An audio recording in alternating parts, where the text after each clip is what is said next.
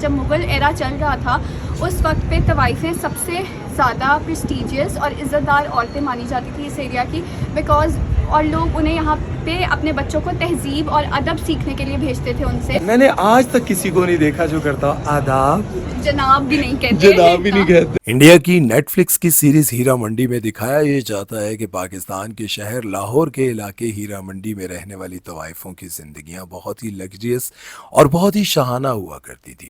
جب میں نے یہ سب کچھ دیکھا تو میں نے یہ پروگرام بنایا کیوں نہ اسلام آباد سے لاہور کا سفر کیا جائے، اور لاہور جا کر میں نے اپنے بہت ہی اچھے دوست اسامہ کاردار اور ان کی فیملی کو لیا اور سیدھا ہیرا منڈی پہنچ گیا. لیکن ہیرا منڈی کے علاقے میں پہنچ کر مجھے اس بات کا اندازہ ہوا کہ جس طرح سے نیٹ فلکس کی سیریز ہیرا منڈی میں دکھایا گیا ہے کہ طوائفیں بادشاہوں سے بھی بڑے بڑے محلوں میں شاہانہ زندگیاں گزارا کرتی تھی، ایسا کچھ نہیں تھا. اب ہیرا منڈی کو فوڈ سٹریٹ میں بدل دیا گیا، اور جس حویلی ریسٹورنٹ میں آیا ہوں یہ یہاں کا سب سے فیمس ریسٹورنٹ ہے، اور اس کے بارے میں بتایا جاتا ہے کہ یہ 3 طوائفوں کی حویلیوں کو ملا کر ایک حویلی ریسٹورنٹ بنایا گیا. حویلی ریسٹورنٹ کا کھانا آرڈر کرنے سے پہلے میں نے سوچا کیوں نہ اس حویلی کا تھوڑا وزٹ کر لیا جائے. یہاں پر ایک بہت ہی خوبصورت قسم کا میوزیم بھی بنایا گیا ہے، لیکن ٹائم کم ہونے کی وجہ سے میں اس کو وزٹ نہیں کر پایا. لیکن یہاں پر ایک سیلیبریٹی وال ہے جس پر پاکستان کی بڑی بڑی سیلیبریٹیز کی تصویریں لگی ہیں. جو بھی حویلی ریسٹورنٹ میں آتا تھا اس کی تصویر یہاں پر لگا دی. یہاں پر کچھ بندوقیں اور کچھ ہتھیار بھی میوزیم میں لگائے گئے ہیں جو انگریزوں کے دور میں یہاں پر استعمال ہوا کرتے تھے. یہاں کی خوبصورت دیواریں، چھت، کھڑکیاں اور دروازے ایک الگ ہی داستان بیان کرتی ہیں، اور ان کو دیکھ کر یوں لگتا ہے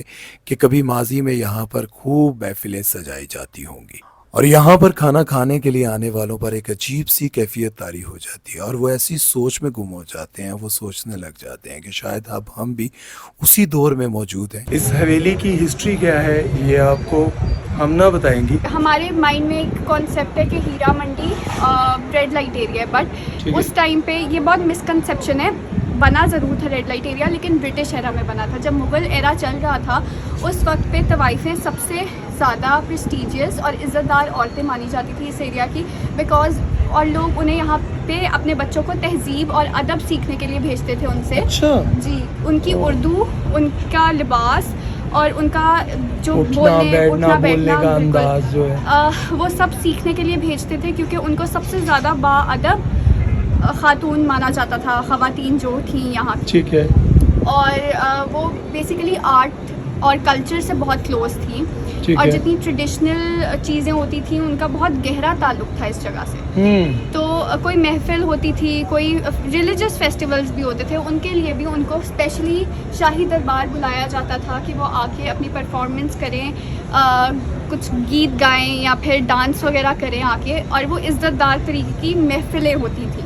لیکن جب برٹش ایرا آیا اور اس میں یہاں کا نام پہلے شاہی محلہ تھا، ہیرا منڈی نہیں تھا. جس طرح سے وقت گزرا ہیرا سنگھ یہاں پہ آئے تھے، ہیرا سنگھ، اور ان کے نام پہ اس کو ہیرا منڈی، مطلب انہوں نے، آپ نیچے سٹالز مارکیٹ وغیرہ دیکھ رہے ہوں گے کہ تھوڑا مارکیٹ کلچر ہے ابھی بھی یہاں پہ. انہوں نے یہاں پہ مارکیٹ لگائی تھی اور ان کے نام پہ اس کو ہیرا منڈی رکھا گیا تھا کہ ہیرا کا بازار، ڈائمنڈ مارکیٹ. مطلب یہ جیسے ابھی سوچتے ہیں کہ ہیرا منڈی اس لیے کہا جاتا ہے کہ عورتوں کو، مطلب عورتوں کو ڈائمنڈ کی اس میں دیکھ کر، تو لیکن یہ ہیرا سنگھ کے اوپر اس کا نام رکھا گیا تھا کہ اس نے مارکیٹ لگائی تھی. اور اگر آپ لاہور فورٹ کے میوزیم میں جا کے دیکھیں تو وہاں پہ ایک بہت بڑی پینٹنگ ہے ان کے میوزیم میں، جدھر وہ آپ کو یہ شو کروا رہے ہیں کہ کس طرح سے فورٹ کے باہر ادھر روشنی بازار کے نیچے، یہ جہاں پہ اب آپ یہ سٹنگ ایریا دیکھ رہے ہیں، یہاں پہ بازار لگتا تھا پورا، جہاں پہ ہیرے جواہرات اور مہنگی مہنگی چیزیں لا کے بکتی تھی.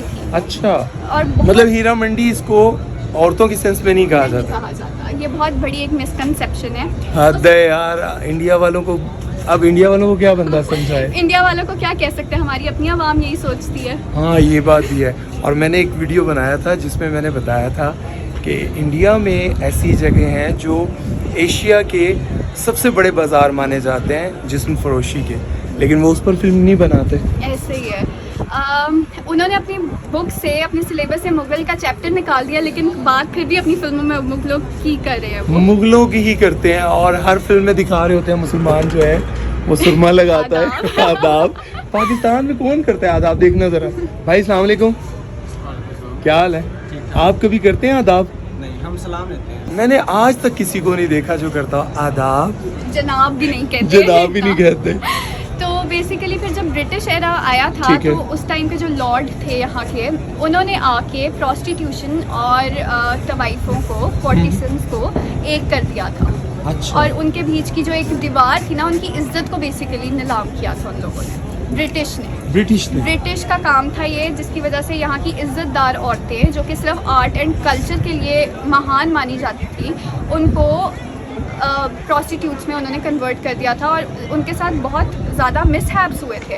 اینڈ آپ کو پتہ ہے آزادی کی جتنی بھی چلی تھی مہم وغیرہ, اس میں سب سے زیادہ جو کنٹریبیوشن تھا نا وہ طوائفوں کا تھا. طوائفوں نے جو بیسیکلی جو لوگ لڑ رہے تھے, واریئرس تھے, ان کو اپنے حویلیوں میں رہنے کے لیے جگہ دی تھی, چھپنے کے لیے, جب برٹش ان کو مار رہے تھے.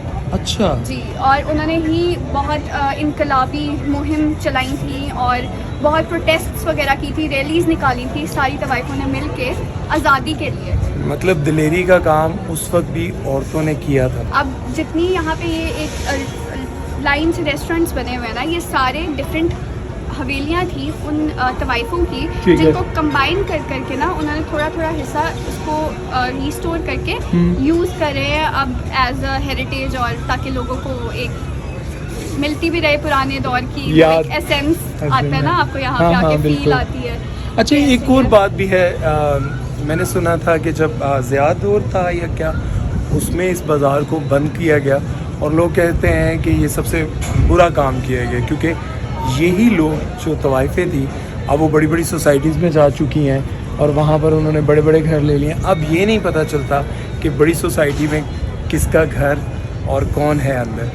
یہ بات ٹھیک ہے, کافی لوگوں نے اس بات کے اوپر کافی تنقید کی تھی. بہت بڑا پروپیگنڈا ہوا تھا کہ اس طرح سے آپ کو بند نہیں کرنا چاہیے تھا, بیکاز ایک محدود ایریا تھا, ریپ کیسز بہت بڑھ گئے تھے اس ٹائم پہ, جس کی وجہ سے لوگوں نے تنقید کی تھی کہ جو اس طرح کے لوگ ہوتے ہیں ان کو اسی طریقے کی چیزوں کی ضرورت ہوتی ہے, آپ عام لڑکیوں کی زندگیاں کیوں خراب کر رہے ہیں اس طرح. لیکن وہ یہ بات نہیں سمجھتے کہ یہاں پہ بھی جو آتی تھیں وہ بھی عام لڑکیاں تھیں, کسی کی بہن بیٹی تھی, آپ کو کیا پتا کوئی کڈنیپ کر کے لایا ہو, کوئی زبردستی لا کے بیچ کے آؤ, کس مجبوری میں آیا ہو, آپ کو کیا پتا. آپ کسی کی مجبوری دیکھے بغیر یا کسی کو جانے بغیر آپ اس کو جج نہیں کر سکتے. ایک بات میں آپ کو ابھی بہت ہی کھلے الفاظ میں کہوں گا کہ کسی کو کپڑے پہنانے میں نا, ایک چادر لے کر دینے میں کوئی پیسہ نہیں نکالتا, لیکن ایک خوبصورت لڑکی کے کپڑے اتارنے میں لوگ اپنی جائیدادیں دے دیتے ہیں, کہتے ہیں سب کچھ لے لو, ایک بار تم بس میری ہو جاؤ. اور یہی بات جو ہے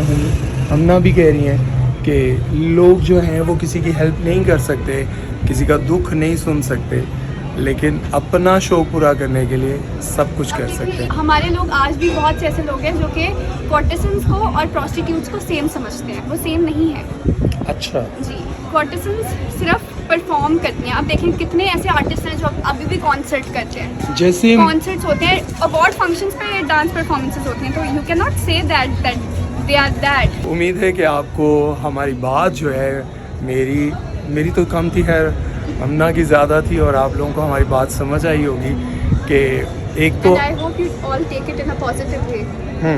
جو عام گھروں کی لڑکیاں کسی مجبوری کے تحت یا پھر کوئی برگلا کر, جیسے ایک لڑکی ہے وہ گھر سے کسی کی محبت میں نکلتی ہے اور وہ اس کو لا کر اس بازار میں بیچ دیتا ہے, اب وہ یہاں پر بک جاتی ہے, لیکن واپس اس لیے نہیں جاتی کہ اگر بھائی معاف کر دے, باپ معاف کر دے, محلے والے رشتہ دار معاف نہیں کریں گے. یہاں کا کھانا تو کافی مزیدار تھا, لیکن کھانے سے پہلے جس رائل انداز میں ہاتھ دھلوائے وہ دیکھ کر مجھے یوں لگا کہ شاید میں بھی بات یہاں پر آنے والوں کے لیے ایک بہت ہی خوبصورت اور چھوٹی سی مسجد بھی بنائی گئی, جہاں پر نماز پڑھتے ہوئے بڑا ہی سرور آیا. اور اس مسجد کے دروازے اور دیواریں دیکھیں کتنی شاندار ہیں, اور اس مسجد کے دروازے پر لگایا گیا یہ تالا اپنی ایک کہانی خود ہی بیان کرتا ہے. نیکسٹ ویڈیو تک کے لیے آپ سے اجازت چاہتا ہوں, اپنے میزبان سمیر چودھری کو اجازت دیجیے. اللہ حافظ.